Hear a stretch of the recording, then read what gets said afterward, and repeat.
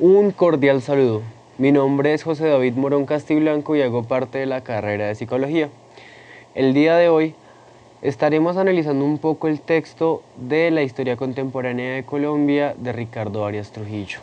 La historia es el relato de una nación que se construye día a día, pero ¿cuántos conocemos realmente de los eventos que han dado forma al país en el que vivimos hoy? En la historia de Colombia, Ricardo Arias Trujillo nos ofrece una visión panorámica y profunda de los últimos 2 siglos en Colombia, desde la independencia hasta los complejos desafíos del presente. Este libro se convierte en una guía esencial para entender los procesos que han marcado nuestra realidad y nuestras posibilidades hacia el futuro.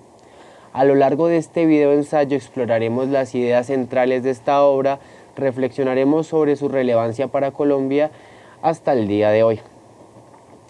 Ricardo Arias Trujillo organiza su análisis en torno a dos grandes ejes: los ciclos de violencia y los esfuerzos por la modernización. A lo largo del siglo XIX, Colombia emergió como una república independiente, pero esta independencia trajo consigo una serie de desafíos enormes. Desde los primeros años, la lucha por definir la nación se vio marcada por dos guerras civiles y conflictos bipartidistas y crisis institucionales. Arias Trujillo analiza cómo, tras la independencia, la falta de cohesión social y los intereses divergentes entre las élites políticas generaron un clima de inestabilidad que sería recurrente en los años siguientes. Uno de los puntos claves que resalta el autor es la Guerra de los Mil Días, que se libró a finales del siglo XIX y principios del siglo XX. Este conflicto no solo fue devastador en términos de vidas perdidas, sino que también dejó cicatrices profundas en la estructura social y política del país. La incapacidad de resolver conflictos por vías pacíficas dio paso a un patrón de violencia recurrente que, como veremos, persistiría durante gran parte del siglo XX. Entrando en el siglo XX, Arias Trujillo nos presenta dos grandes fuerzas que chocan en el escenario colombiano: la violencia política y el proceso de modernización. El asesinato de Jorge Eliezer Gaitán en 1948 fue un evento crucial que desató un periodo conocido como la violencia, donde liberales y conservadores lucharon de manera brutal.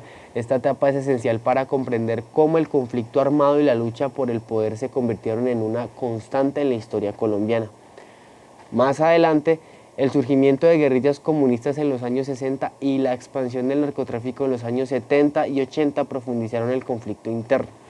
Arias Trujillo nos lleva a través de este periodo oscuro, explicando cómo el narcotráfico no solo transformó la economía, sino también las dinámicas de poder y la vida cotidiana de los colombianos.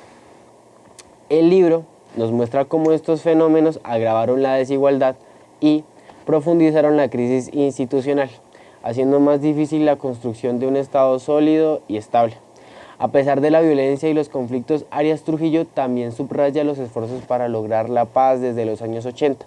Varios intentos de negociación con grupos insurgentes como las FARC han buscado desarmar a las guerrillas y reintegrar a los combatientes a la sociedad.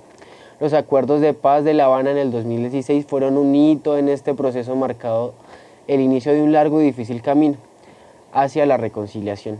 Sin embargo, el autor es claro en que los acuerdos no han resuelto todos los problemas. La desigualdad, la corrupción y el desempleo siguen siendo problemas estructurales que amenazan la estabilidad del país.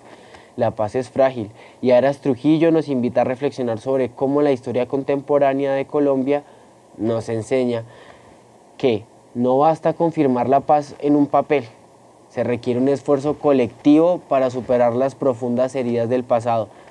En conclusión, Historia de Colombia Contemporánea es una obra indispensable para entender los retos que enfrenta el país hoy. Arias Trujillo nos recuerda que el pasado no está separado del presente. Las decisiones, los errores, los aciertos de quienes nos precedieron siguen resonando en el presente. Comprender esta historia es fundamental para que como ciudadanos podamos participar en la construcción de una Colombia más justa, más pacífica y más próspera. La historia no está escrita en piedra y el futuro depende de nuestra capacidad para aprender de ella.